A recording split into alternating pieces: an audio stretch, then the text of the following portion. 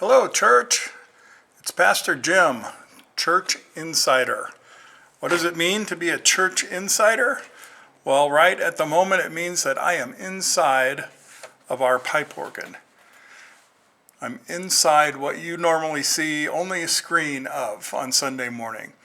And as I pan around a little bit, you can have a look at what this thing looks like from the inside. And as I come around this way, here I'm facing Center Street. I'm panning around.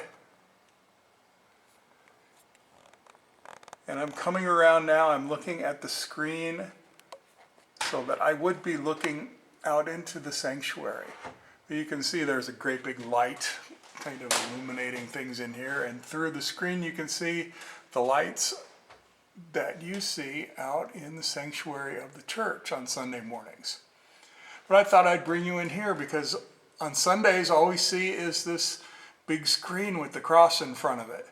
And we hear the organ, but we don't really get to appreciate all of the complexity that goes into this. It's really a pretty amazing bit of both architecture and electrics and electronics and music. And I turned on a work light here so that we can see just a little better. Here are some of the pipes. And the pipes, here, some of them are very big. As you can see, here's one down from where I'm standing, and then they come these metal pipes, and they get smaller and smaller as we get into the center of this group of pipes. Here you can see these, compared to my finger, they're about the size of a pencil. And then other pipes, I'm going to swing the work light around so that you can see other pipes go all the way to the floor and all the way up, approaching the roof of the church. And you can see what a complex thing this is. It's an amazing experience to be in here. Not for the timid, actually. It took a little bit of athleticism to get to the platform where I'm standing. So if you don't hear from me in a few weeks, I got stuck in here. And this is just a portion of it. So kind of walk through there and see this ladder. And no, I ain't going up it. But it comes up and up and up. And I've opened a chamber, which I will try and get down so I can show you that. And there's another chamber, a little tiny platform here that you have to access from this ladder over here.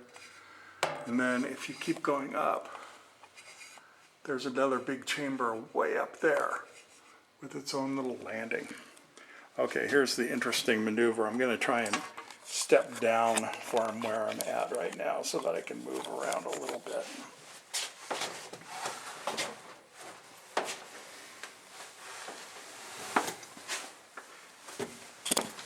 Ooh.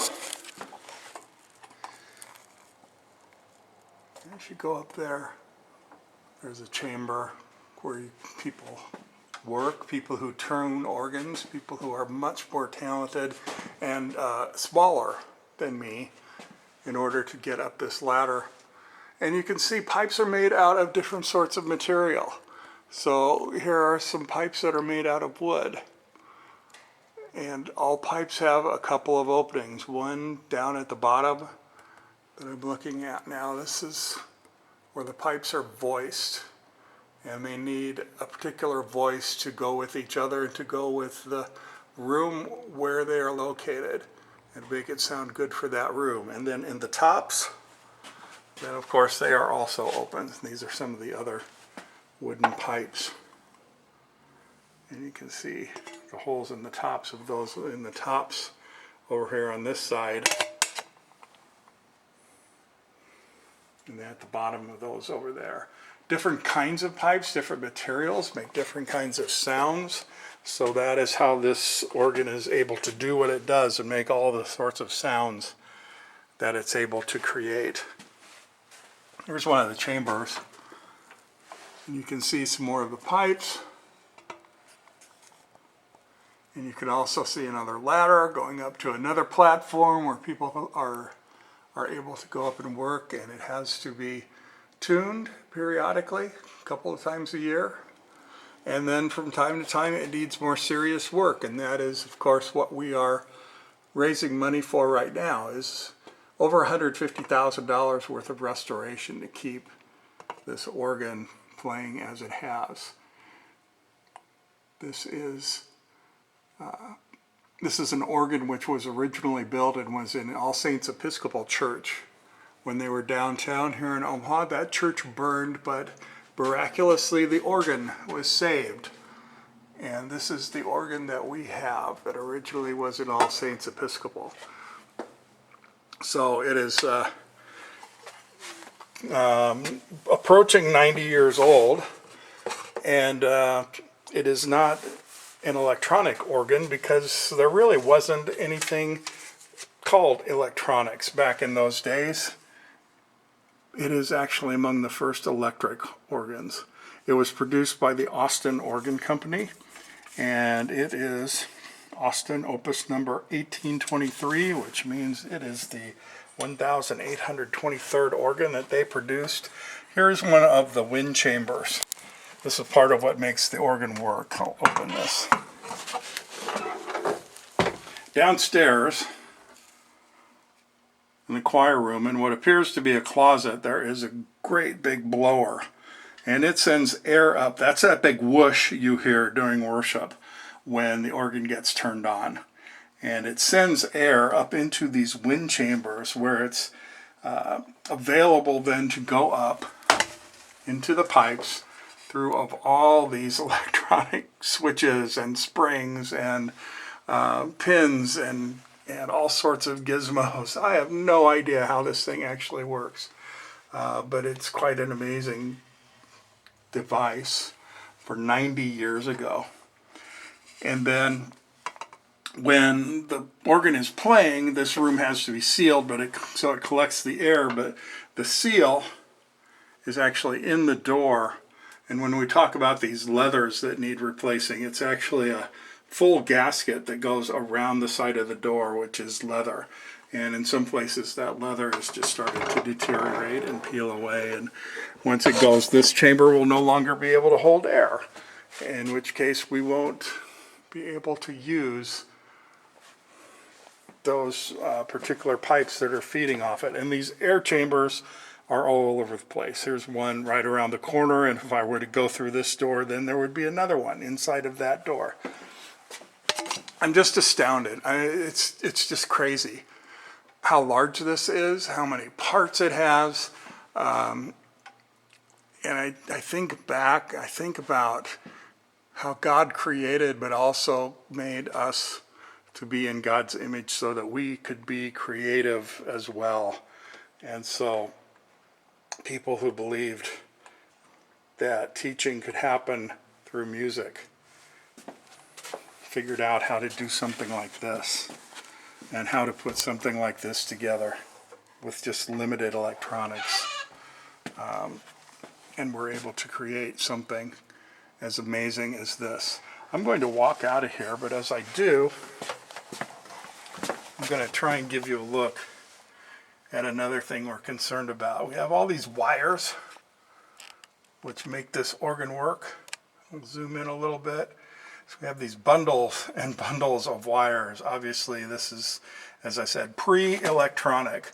So these wires then go underneath this board, which I usually trip out of when I walk out of here, and onto this whole bundle of wires, which then goes underneath the chancel and out to the organ console.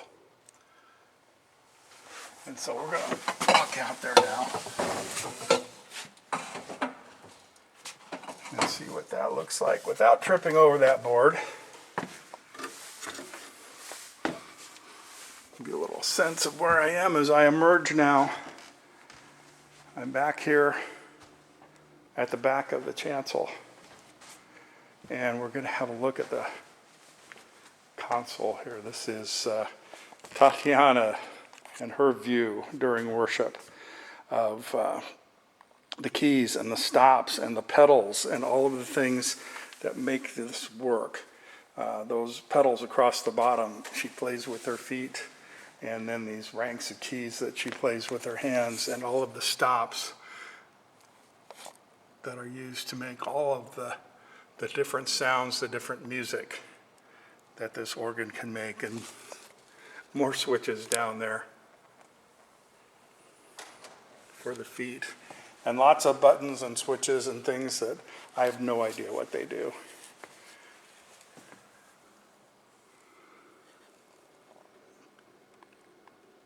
Well, I'm glad you were able to come and take this little trip with me, and thank you for spending a few minutes with me. I thought it'd be interesting to see what a pipe organ looks like from the inside, and I am, as I say, astounded at the creativity and the workmanship and everything that has gone into producing something like this so that we can have the music that we not only enjoy singing, but also in our Wesleyan tradition, music that we learn from, that teaches us the stories of the Bible, that teaches us about God and inspires us as we live our Christian lives to act and love God and love our neighbor.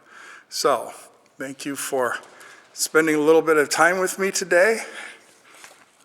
I'll pan around for one more look at your view of the outside of the organ that you see on Sunday mornings. God bless you, everyone. Take kid care.